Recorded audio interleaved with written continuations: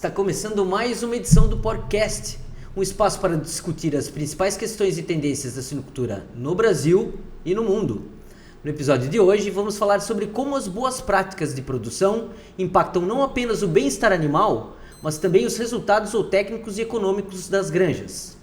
Para aprofundar essa discussão, recebemos Vivian Schwab, coordenadora de boas práticas e bem-estar animal da Grosseries Peak, que vai nos explicar como a adoção dessas práticas pode aumentar a produtividade e a eficiência na suinocultura. Olá, Vivian, muito bom tê-la aqui. Oi, Rodolfo, tudo bem? Tudo jóia. Vou começar com uma pergunta direta e didática. Qual a relação entre bem-estar e boas práticas de produção e até mais do que isso, como essa relação influencia a eficiência produtiva e econômica da granja? Certo. Bom, quando você pensa em boas práticas, de produção de uma forma geral, você precisa revisitar todos os seus processos e basicamente refinar. Então é você pegar o simples, pegar o que é do dia a dia e você dar mais atenção a isso. E a partir do momento em que você revisita todas essas atividades, você também proporciona melhores condições, não só para os animais, mas condições de trabalho para todos, Então, é difícil você separar as boas práticas de produção do bem-estar animal, porque eles estão diretamente relacionados, E com relação aos ganhos, o que isso pode trazer de benefício? A partir do momento em que você refina os seus procedimentos, você é mais assertivo, Então, muitas vezes você poupa tempo, você poupa recurso, poupa materiais, você otimiza os processos, E você também, consequentemente, vai melhorar a condição para os animais. Então, eles vão também performar melhor. Certo, é fazer o básico bem feito. Exatamente, é um feijão com arroz muito caprichado. Tá certo, e assim, quais são os principais desafios que as equipes das granjas encontram para implementar as boas práticas, para fazer o básico bem feito? Eu vejo muitas vezes que tem, primeiro, uma resistência, Quando você vai falar sobre boas práticas e bem-estar. Eu acho que o título, muitas vezes, as pessoas já associam, eu vou ter que fazer grandes investimentos, vou ter que fazer grandes reformulações da minha estrutura, mas eu acho que o maior desafio é você conseguir quebrar, esse paradigma e mostrar, não, olha, pode ser simples, a gente pode começar pelo simples e aí a gente vai aumentando a complexidade. Então, eu acho que o maior desafio é você conseguir mostrar que pode ser o simples e é você trazer as pessoas para perto e aculturar. Então, o primeiro passo é esse, você mostrar a importância que uma vez que as pessoas pegam, o que isso pode fazer de diferente no dia a dia, aí você começa a conseguir trabalhar melhor. A Grosseries Peak acaba de lançar um guia sobre esse assunto, que é o Guia de Boas Práticas em Granjas e Suínos.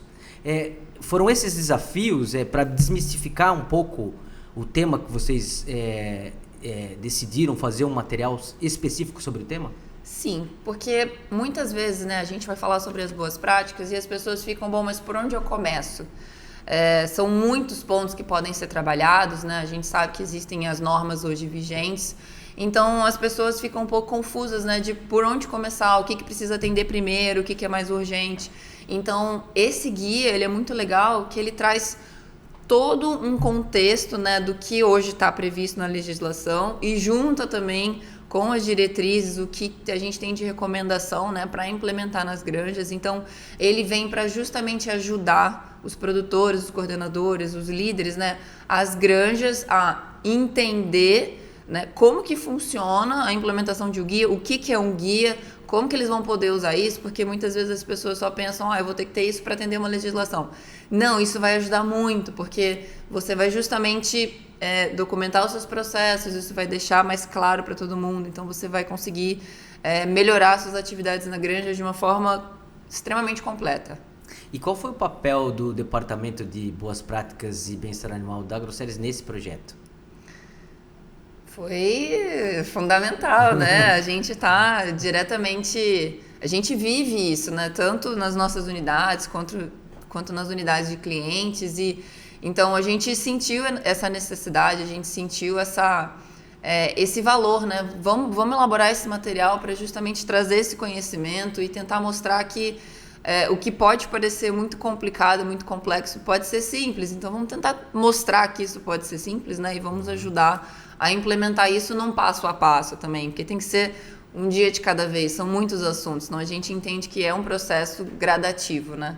Certo. E o que diferencia esse guia de outros materiais disponíveis no setor? O Guia de Boas Práticas, na verdade, ele é como se fosse um documento mãe, né? Assim, ele vem, vamos falar assim, acima de todos. Então, ele tem todos os direcionamentos, ele fala quais pontos são importantes de serem contemplados, né? Fala muito sobre os controles que são interessantes você ter no dia a dia. Os outros materiais que a gente tem, eles já são um pouquinho mais direcionados para cada tema. Então, o guia ele vem de uma forma mais completa, né? Mais geral, acima desses documentos.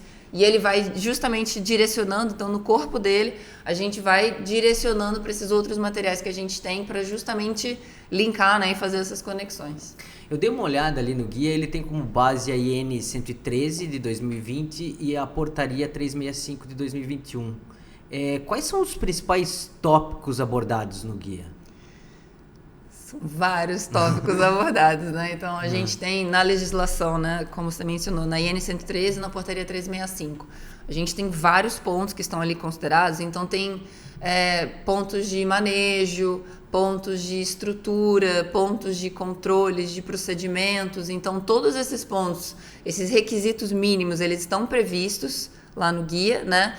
E a gente colocou num formato em que, primeiro, vem todas as etapas de uma forma geral que você precisa ter na granja, né? Então, a gente não setorizou. Então, num processo macro, né? E aí, depois, em cada setor, a gente foi trazendo alguns pontos específicos, não só com o que está previsto na legislação, mas também com as recomendações, né? E aí, sim, então, gestação, maternidade, creche, e a gente foi direcionando outros pontos. E além da regulamentação brasileira, tem também diretrizes internacionais, como o da Organização Mundial de Saúde Animal. Qual que é a importância desse alinhamento mais global assim, do guia?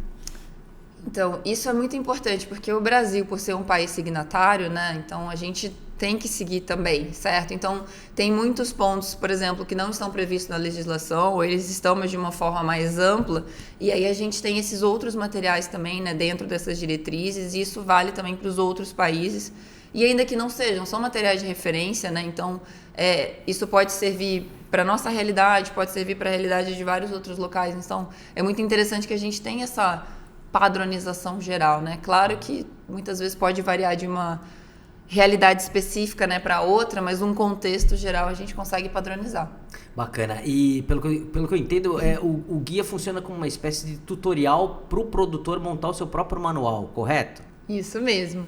Então, a pessoa, né, o interessado que for acessar esse material, ele vai ver que ele tem todas as instruções, né? Ele vai dando esses direcionamentos, então, sobre os conceitos, sobre as práticas, sobre os controles, e justamente, né, ele vai linkando também para outros materiais relacionados, para que essas pessoas, né, esses responsáveis, eles consigam saber o que fazer, como fazer, quando fazer, então tem todo o passo a passo.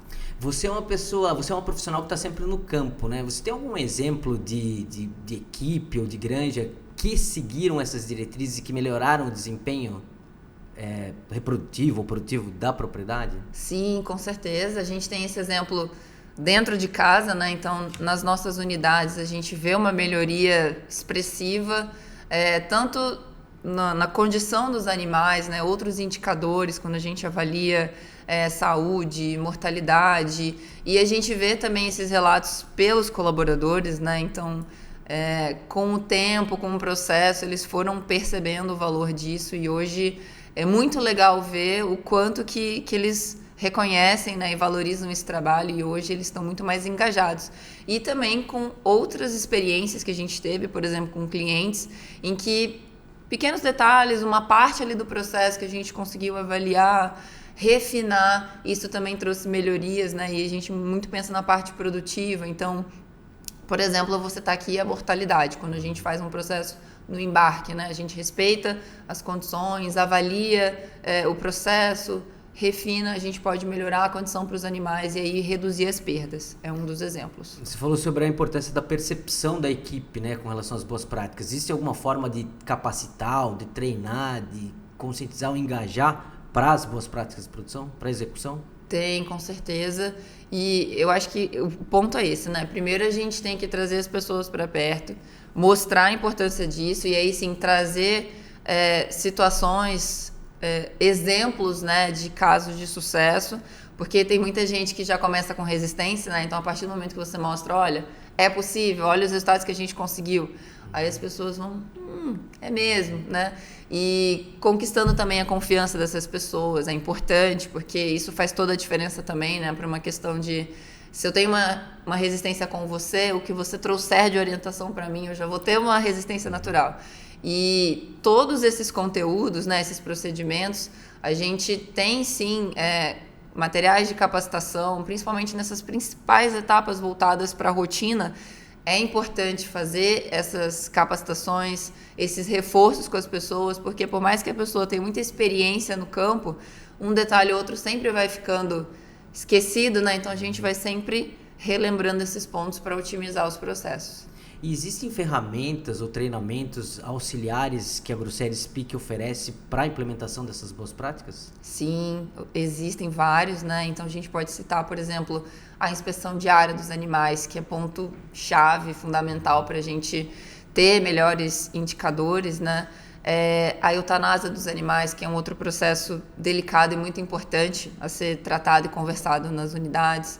A gente tem manejos de embarque, a gente tem manejos de atendimento ao parto, de enriquecimento ambiental, de vícios comportamentais. Existem outros materiais que podem também ser desenvolvidos para a gente trabalhar, dependendo de cada situação.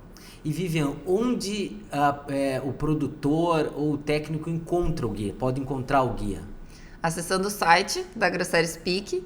Então, basta ele fazer o cadastro, né, e solicitar que ele vai conseguir ter acesso a esse material.